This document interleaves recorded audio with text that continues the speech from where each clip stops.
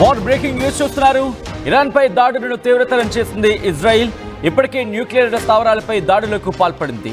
ఈ నేపథ్యంలో తాజాగా ఇరాన్ ఆర్మీ ఐఆర్జీసీ టార్గెట్లకు సంబంధించి మాట్లాడుకున్న సందర్భం. తాజాగా Iran revolutionary guards corps target గా దాడులు చేసింది ఇజ్రాయిల్. గార్డిర్ బేస్ తో పాటు ఐఆర్జీసీ వేర్ హౌస్లపై అటాక్ దిగింది. 20 యుద్ధ విమానాలతో విరుచుకుపడింది ఇజ్రాయిల్. టెహరాన్తో పాటు ఖెర్మన్షా, హమెదాన్, తబ్రీజ్, బుషహర్, యాజ్ద్ ఈ నగరాలపై బాంబుల వర్షాన్ని కురిపించింది. ఇరాన్ మిసైల్ స్థావరాలపై ఇజ్రాయెల్ దాడికి దిగడంతో ఒక్కసారిగా ఇరాన్ షాక్ గురైంది. వరుస దాడులతో నిన్నటి నుంచి కూడా ఆ దాడులు జరుగుతూనే ఉన్నాయి. మరీ ముఖ్యంగా తన 20 ఫైటర్ జెట్లను రంగంలోకి దించామంటూ ఇజ్రాయెల్ డిఫెన్స్ ఫోర్స్ చెప్పుకొస్తోంది. ఇంకా ఏముంటోంది దానికి సంబంధించి డీటెయిల్గా మాట్లాడుకునే ప్రయత్నం చేద్దాం. ఎప్పుడైతే అమెరికా దాడులు చేసిందో, మరి ముఖ్యంగా నిన్న దాడుల తర్వాత ఇప్పుడు పరిస్థితి మరింత ఎక్కువైందా? ఎందుకంటే ఈ మాట అన్నది జరుగుతోంది. సాధారణంగా అంటూ ఉంటారు కదా, పావుని చచ్చేంత వరకు కొట్టాలి అనే అంశానికి సంబంధించి. అంటే సాధారణ మన తెలుగులో ఒక నానుడు ఉంటుంది, చచ్చేంత వరకు కొట్టాలి అని చెప్పి. బట్ ఇది కాదు. అంటే కోలుకోకుండా ఉండాలంటే పూర్తిగా యాక్చువల్లీ ఇక్కడ జీవహింసను ప్రోత్సహించడం ఉద్దేశం కాదు, జస్ట్ అక్కడ అంశాన్ని చెప్పడం వరకు మాత్రమే. But coming back to the subject, సాధారణంగా ఏం జరుగుతూ ఉంటుంది, ఒకసారి దాడి చేసిన తర్వాత మళ్ళీ ఇంకోసారి దాడి చేశారు అంటే కోలుకోలేనంతగా కొట్టి దెబ్బకు సంబంధించి మాట్లాడుకుంటున్న క్రమం. ఈరోజు ఇరాన్ రివల్యూషనరీ గార్డ్స్ కార్ప్స్ వాటిని పూర్తిగా దెబ్బతీయాలి అనే కోణంలో ఈరోజు ఇజ్రాయెల్ దాడులకు దిగుతోందా అంటే అవుననే మాట వినిపిస్తోంది. ఇజ్రాయెల్ డిఫెన్స్ ఫోర్స్ చేసిన ఆ ట్వీట్ నేను ఒకసారి మీకు చెప్పే ప్రయత్నం చేస్తాం. బట్ అంతకన్నా ముందు ఈరోజు జరిగిన దాడులకు సంబంధించి తాజా దృశ్యాలను చూసే ప్రయత్నం చేద్దాం. This is the disturbing content, viewer description is advised. ఈ కథనం మిమ్మల్ని కాస్త కలవరపరచవచ్చు. దీనికి సంబంధించి తగిన జాగ్రత్తలు తీసుకోవాలని ఆర్టీవీ సూచించడం జరుగుతోంది. ఒక్కసారి ఈరోజు ఏం జరిగిందో ఆ విజువల్స్తో చూసే ప్రయత్నం చేద్దాం.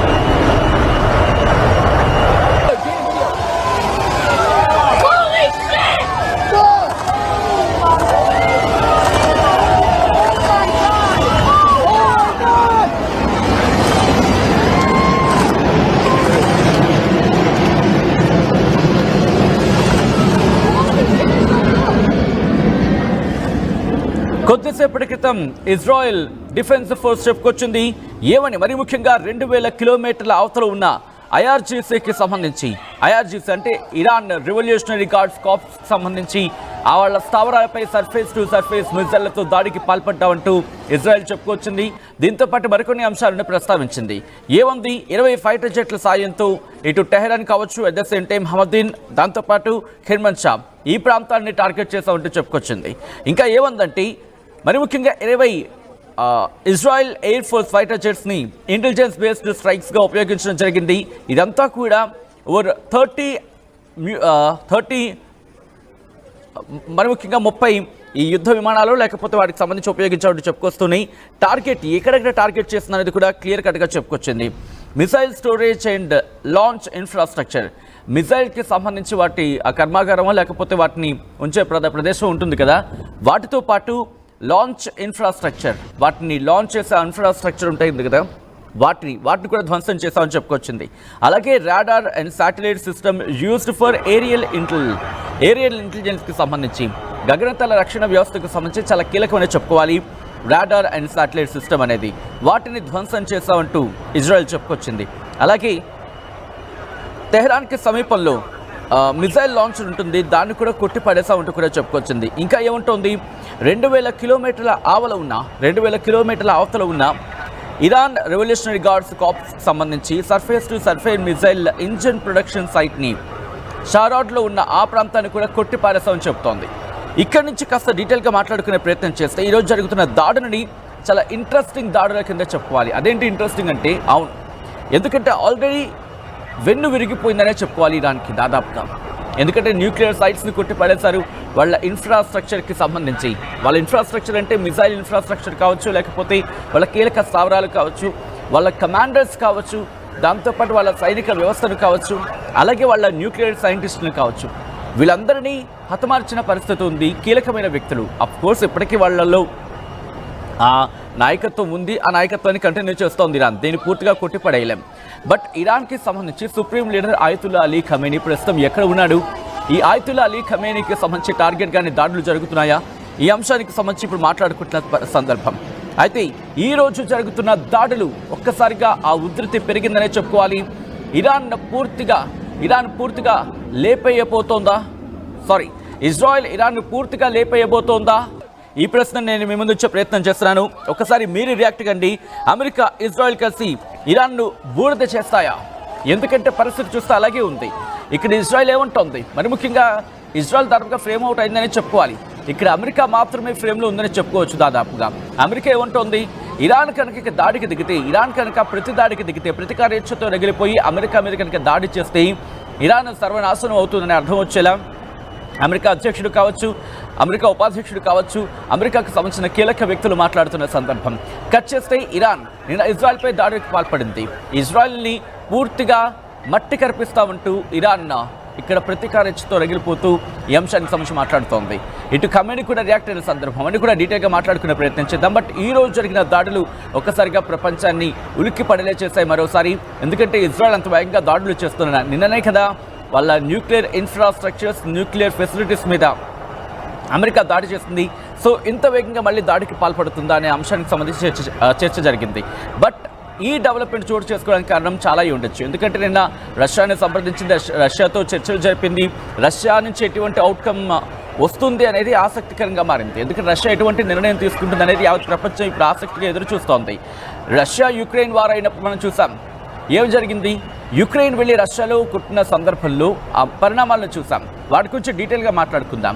ఎందుకంటే ఇది జరిగిన దాడి ప్రపంచం షాక్ అయ్యేలా ఉంది కాబట్టి ఆ దృశ్యాలను చూసే ప్రయత్నం చేద్దాం. ఒకసారి ఆ విజువల్స్ చూసిన తర్వాత ఇన్ డీటెయిల్గా మాట్లాడుకుందాం.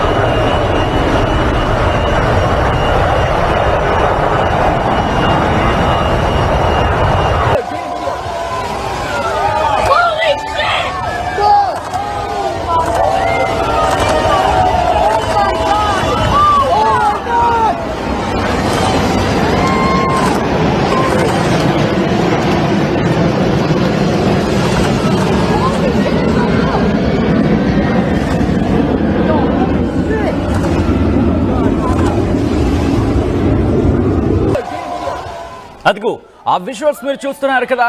ఇరాన్ ఇజ్రాయెల్ మధ్య యుద్ధం పతాక స్థాయికి చేరుకుందనే అంశానికి సంబంధించి కీలకమైన దృశ్యాలవి.